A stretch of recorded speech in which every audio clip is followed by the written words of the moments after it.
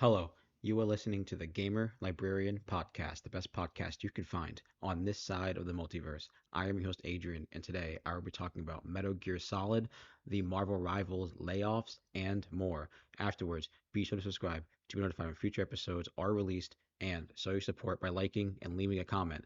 Thank you for joining. All right, it is another great Monday here. We have returned. We found the mic cord, so everything's good. Everything should sound great. And we're just going to get right into it. Start off with some news, right? And the I just want to say that the double A market, I don't think has disappeared. I saw an article earlier that talked about the Japan studio ex-boss of PlayStation, right? They talked about the closure of a studio, and I don't think the double A market has really, disappeared. I just think that, these projects don't need to be so inflated and big to really achieve goals, right? If they could achieve the single A games or even the indie game launches that we see, I just think that, it would be a lot easier to finite some games that have already succeeded in genres or gameplay styles and mimic them, right? We have a lot of side-scrolling games like Mario that's still side-scrolling, and the prices of the games have remained the same, right? $60 or so. And this studio made the Knack series. See, like indie games is just small, just like any team or small person could do, like almost no money. And then like I think the A market is like when you have company funding and backing or publishers, things like that. AAA games seem to be like the games that come out to try to innovate this genre, and with like the pushing graphics and the fastest frame rate, even though they never hit it, kind of degree, right? That's what it just feels. That's what it's always felt like. So yeah, anyway, Japan Studio made Ape Escape, and I'm just talking about that. And I don't think that the AAA has anything to do with the AA industry being gone, or anything has really anything to do with that. That's just me. So I talked about the Magic the Gathering crossover that they had with Final Fantasy stuff a little bit ago, but they did announce that they're doing a crossover with Avatar and, coincidentally, a new TV series with it. And I haven't really seen the trailer, and I also haven't really seen Korra, but that's really cool. Though, so I'm gonna try and maybe do something with that at some point in the future because that does seem pretty interesting. Gonna also try to get those cards for Magic the Gathering. That's gonna be really fun. And the Last of Us online game canned. The exec says something about Bungie's influence on live service games being difficult to make, right? I guess they took advice from Bungie, and they cite that their new game, Intergalactic, the Heretic Prophet, is the new game that they need to push. And man, I don't know what to say because I barely remember even looking at that game when it came out. I mean, I'm sure it looked like fine, but if I don't remember, it definitely wasn't even my type of game. I'm sure there wasn't even gameplay for it. Like I'm not even gonna go like look at it 'cause I don't really want to, but like already made the game, and they came out saying that the game was good, right? He said it's great. The Sony executive Shuei Yoshida says it's great. I dislike that. That's disgusting. Just canceling that game. Just put it out, and then like you might make some money on it if you make it like $20, like even if it's like decent. So that's wild. Nintendo is also discontinuing their Switch eShop coins, which is wild. So you guys got to redeem those by the 25th. I still got to do that too, and that's pretty wild. That's probably just to implement whatever they're gonna do for the Switch 2 and their online system, which I think is pretty, uh, distasteful. I kind of would have preferred to maybe have those for the next console that I might buy, but maybe I won't buy the next console. Um, so this is a big point of contention, the NetEase layoffs, and I just gotta say that's awful to even like be on a game or say you like, oh, the company's doing well and things are going really good, and then you get laid off, and maybe like you're a contractor or something, but like I feel like these are like actual employees, right? And they're like the San Francisco area, so who could really say? Uh, I don't really know. I don't live there, but people got laid off. People lost jobs or money, and from a successful game that I play, right? I played it this weekend with the update that they just launched, which is understandable, right? They don't need the entire crew of the game, but laying them off, I never understood why you can't just have them do like really small just work and like be like, oh, maybe we can test this out just incrementally and be like, maybe this will work in house instead of maybe what the company has anything to do and that's outsourced for like engines and other contracting stuff, just things outsourced and done easier, which comes with like AI and all that crazy stuff. So I don't know. I just feel like it's very crazy to see these studios of complete fail games that do, come under fire, fall apart for some very actual reasons, and then we get layoffs for a game that's still currently online being serviced right now with a brand new update. That's it's just so backwards. It's really, really backwards. And that's really just the major news that happened over the last course of the week. I really haven't even looked at today's stuff because it's just been so crazy. And we had the Xbox ID showcase, which is crazy. I didn't know that was happening. Haven't really followed much on Xbox stuff. This is like their um, indie game stuff. I guess what would have been like the Xbox Live games that came out in like 2006 and 8. Those kind of indie games, which is still pretty cool. Maybe these games are also obviously on Steam and PC, right? Because Windows and stuff like that. But we might have seen some of these games at some point as well. They do kind of look familiar. Like I know the game Buckshot Roulette is a game that's been pretty common recently, and that's pretty much it. This dog game Outbound seems pretty uh, familiar, and that's basically all they had to show. That's just crazy. Maybe you could do like something different. The Mech Break final preview came out, and they had like the beta and stuff. Now I've been hearing good things about this. I've even had like friends want to play this game, and I'm gonna try and do it because after Armored Core, I've really been kind of itching for a big mech game just to play, even like an online one, which seems fun. And then uh, uh good news, really good news, is that over in the UK or yeah, Europe, they changed the rating of Balatro to Peggy 12, reversing it from the Peggy 18 rating, which I think is good. I think that's very good. Now everybody could play a game that doesn't even involve gambling in any way. It's just a card game with like numbers and exponentials and no gambling. It's crazy. It's crazy how these things even get approved and not even tested. I might have some familiarity with that in some careers. So other than that, we had a whole bunch of like Marvel Rival stuff with NetEase, but then we had the update, which I thought was actually pretty fun. The character I played the most is Johnny Storm. I like him the most. He's aerial. He's pretty fast. The thing is just a little too slow for me, but I do like how he plays. It's just that I have to play like I like playing those slower Vanguard characters when I have like actual friends and teammates on my team, when I could be like, "Hey, oh, heal me properly." So usually they don't do it online. Um, and then Johnny Storm I think is really cool because you can use his hotspot flame AOE stuff to make a bigger AOE. I think is awesome. I really like him. So this is a really fun update. That's really great. I saw the Daredevil like trailers for the new TV show coming out, and I've been meaning to also watch Captain America. So I'm going to try and get back into the MCU stuff just for that. But man, is it going to be cool when Daredevil like hits the next season or whatever. Now it's probably not going to be until later, but I just think it's going to be great for Daredevil to be in Marvel Rivals. I'd rather it be you know a character that I prefer rather than like all those leaks and stuff. I never see Daredevil on those, but I think it's crazy. I think Daredevil, should be there. There's a lot of X-Men. I think like that's what I think. Like once you have like that many like team spillage, you should definitely just start doing like the side characters and stuff like that. Like it would be really cool to see like I don't know. I mean, people really like um, eh, what's her name? Mary Jane from Marvel Spider-Man 2 and her gameplay. Yeah, just put her in Marvel Rivals. People would love to play as her in Marvel Rivals, please. That'd be really fun. I think people would really enjoy doing that. That'd be really funny, wouldn't it? But yeah, I still play Marvel Rivals, and it's free to play. I haven't really given it money in a bit because there's no new season pass. I only really pay like the $10 for the season pass, and then it's like I just earn stuff while I play, which is really like the only real way you can do that outside of like the challenges, because the challenges are just like they're not super abundant if you do play pretty regularly, at least as I found. But I haven't played in the last maybe like 2 weeks since until they announced like the characters were coming out, just so I can like you know play until then and then rack up all the stuff and see what happens. Because I still like playing back to that game every now and again. It's actually really enjoyable.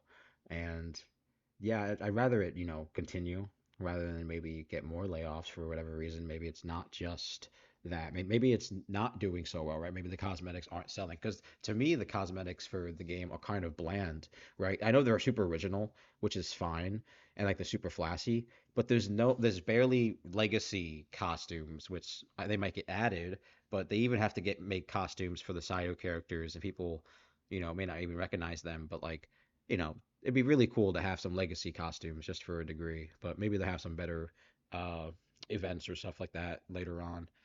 While still on the subject of Marvel, I've been reading the Ultimate Invasion and Ultimate Universe comics, just trying to get back into Marvel to some degree because I know that the Cosmonaut Historian said that they're really good. He equates them to the Absolute comics, which let me tell you, Absolute Batman #5, super, super, super sick. If you haven't read it yet, I might have talked about it last episode because I don't remember when it came out and when I read or talked about it, but so, so good.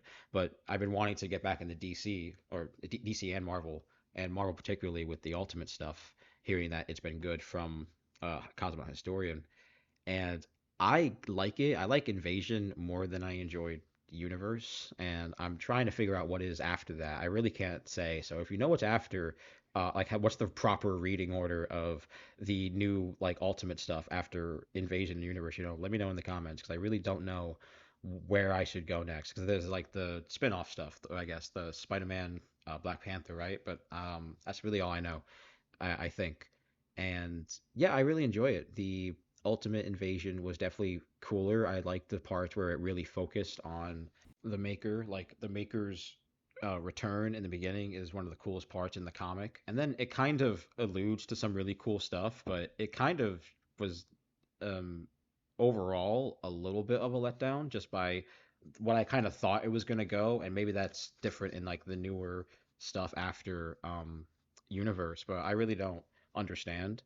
That's just I'm just trying to like really get a say on it, just because it seems like like what I'm going to say is like what it seems like the overall story is just that like um the Maker returns from the Ultimate Universe, right? Because if you know about the universe, you know about the universe. If not, then there's Wikipedia and YouTube videos and all kinds of stuff if you're really not caught up. But there's this version of Reed Richards, the Maker, and then he gets these versions of superheroes and just makes his own world and then lives there for like a million years and then he just becomes super strong that way and then just becomes like a version of Kang. Not to spoil anything, but that's kind of a Easter egg for maybe what happens later on. From what I understand, right? It's definitely not super vague, but I literally just read it yesterday and today, these two comics. Because told myself I was going to try and do it while I was at the spa and stuff, but I was not doing that. I was too relaxed. But yeah, it was definitely really enjoyable to read those and get back into Marvel stuff. I super recommend the Ultimate Invasion if you already have an understanding of the Ultimate Universe. I think you'll enjoy that a little more. Universe was definitely a little weirder. I might have to, do a reread on that. I'm not really sure. Other than that, it's decent, decent. So it's pretty cool to go back to the Marvel stuff. So I'm gonna try and do maybe Black Panther and Spider-Man. Give those two a shot for whatever these are, and then branch out to whatever Marvel stuff if I don't like it. Because I don't know, we're still figuring it out. So, Metal Gear. I finished Metal Gear 2 Solid Snake, right? I think we talked about that before. And I also finished Metal Gear Solid Integral. I played the Integral version, did a walkthrough for the whole thing just to, get through it. And it's actually pretty nice to control. I actually really enjoyed playing that game. It was very entertaining. Came off like a really fun action movie from what I've seen. I really enjoyed the cutscenes. The live action cutscenes was great. This game came out in like when did it come out? Like 1992, I think it is, or 8. Yeah, 8 for I think the first game, and 1999 for Integral, which is pretty cool. It's just a little uh younger than me. Just I would be about 2 if when it came out. So never really beat this game before. I definitely did the beginning when I was younger. That's very familiar. I definitely saw it like in videos. Maybe it's hard to really tell. But I definitely remember trying out this game, and actually really enjoyed the voice acting in it. It was pretty cool having that for the first time in the Metal Gear stuff. For now, that was really really cool. Finished Metal Gear Solid, right? And that was really fun. The integral version. and we started now the second game, and I'm kind of still having trouble with the controls. The controls are different. It's a tiny bit different. I dislike the shooting. I dislike the shooting in this game. I dislike it. But still, still cool. So it was actually pretty funny. The spa is close to the George Washington Bridge, and we drove over it. And coincidentally, the game of Metal Gear Solid 2 opens up under the Washington Bridge, where he Snake rappels down into the boat. Really, really cool to have that kind of coincidence, like almost at the same time. That's really, really awesome. And so we're playing through those games, and I actually really want to try and play Hades 2. Hopefully it comes out of early access. I'd rather just it may just come out before, because I know there's an update, but that doesn't mean the game's finished. But still, I still want to try it, but I'm gonna maybe do Hades 1 first. I just want to beat the boss. I never killed Hades before. I don't know what the end of Hades really is. Like I just haven't beat Hades. I just have it on my Switch. I'm gonna have to before I play that game eventually. And yeah, that's basically gonna be it. So I do think it's time for us to talk about our sponsor, Dubby. Dubby is a clean energy drink that is made to give you focus with no crash, jitters, or angst like other energy drinks. We also have no mouse injection fillers and don't use artificial dyes. Dubby contains vitamins, amino acids, a nootropic, and 150 milligrams of caffeine. If you use the coupon code down below, you can get 10% off your order on things like drink powders, apparel, portable bottles, stickers, and bags. That's if you use the coupon code down below at release. And that basically covers video games, right? Most of the podcast is literally just video games, so it's mostly like video game news and other stuff for the most part. Beginning of the year is always really slow, especially for uh, video game news, but we're getting some trickle down stuff, right? Sony had their state of play and stuff. So besides comics, right? We've been doing comics. I'm trying to read the Inferno or the Divine Comedy by Dante Alighieri, right? This is obviously the inspiration for the game Dante's Inferno. That's on the Xbox 360 and the PS3, I think. I don't think it's on any of the versions, so like it's probably on Game Pass and Steam stuff like that. I really want to play that game. I'm not really a God of War style kind of gamer, but I like God of War, and I do want to try out the Dante's Inferno game. I downloaded it at one point and I tried it out, but it was just like a bad time. But maybe eventually, at some point when it aligns, we'll do that at the same time of finishing the Divine Comedy. It's gonna be a slow read. This is definitely yield English kind of speak. That's definitely something. And besides, like books from the 1200s or whatever, manga. So we have a big, big, big return in manga. Dragon Ball Super 104 dropped, and it's like it says it's a one-off, but I feel like it's gonna kind of maybe, kind of play into the next scope to a degree for these characters. We might see them later on. Not to really give spoilers, when I'm talking about Trunks and Goten, and we might see them later on. So that's gonna be pretty cool, and all that cool implications for that. But what's really important is that they did already say that there's going to be like a volume right now for it that's coming out maybe March, April, sometime, which might be like five or six what's it, issues, and then we're gonna get some actual new Dragon Ball stuff, right? We already got a little bit of lore in Dragon Ball 104 with like the museum, which is really, really dope. I want to see what's in the museum, so that's really, really sick. And I'm hoping that we get like some Black Frieza stuff. I don't even want it to be like the whole volume. Maybe like a tease. We'll probably get some Goku stuff just to set up the tone, and then maybe next volume we'll probably get some like Frieza perspective. That's what I think this super needs. I think it really should do a Frieza perspective, like because they skipped the whole training side of it, and I don't know what they're doing with that. Maybe they're gonna make it into a movie, which dear God, please don't make it into a movie. I just don't want a movie first. I'd rather it be in manga form, and then they can adapt that into the movie. But who knows? So yeah, is to do a Frieza perspective arc and just maybe do the training, do Frieza doing Frieza stuff. Like I think they should really play into what Frieza's strength is and like what new like systems or like military hierarchy they have. I think that's really what they should really operate on. And if they want to make Frieza return really as like a powerful villain, not just being, stronger with transformation. Because like the super doesn't have the tension that Z has, never has, which is really sad. And it just I feel like if you're gonna have this big return for this transformation of Frieza, don't do the same thing that happened with the Golden Frieza. I love Golden Frieza; it's a cool form. Black Frieza's better, and Black Frieza hopefully will be better in the future. One Piece 1140. Man, we're going. It's going to be a long time before this ends. And man, the villains supply Epstein's Island within One Piece, right? So the Holy Land, whatever it is, it's Epstein Island. It's all I'm saying. Not even a spoiler. And that's just fact. That's they said it. We have some big players, right? The Holy Knights are actually pretty cool looking. I like their designs, and hopefully we see some fights between them and the Straw Hats. Maybe they're probably the villains for the entirety of the Elbath arc, and that's gonna be pretty cool. Oh, I didn't even mention Dragon Ball Daima, right? Dragon Ball Daima had episode 18 and 19. That's when Super Saiyan 4 returned. Goku had it in his mini form, but in this newest episode, does he get to keep it? Which it seems like a fact because he just kind of turned it on, even if he just did it, which is wild. Um, I like that. I really think that's really cool. So hopefully they play into that when it comes to Dragon Ball Super 2, whatever we're calling this version, Dragon Ball Super. I don't know what that means for the Wrath of the Gods or what Super is, but yeah, just including Super Saiyan 4 is good enough for me. Dragon Ball Daima is awesome. And right, we had new chapters of Chainsaw Man 193.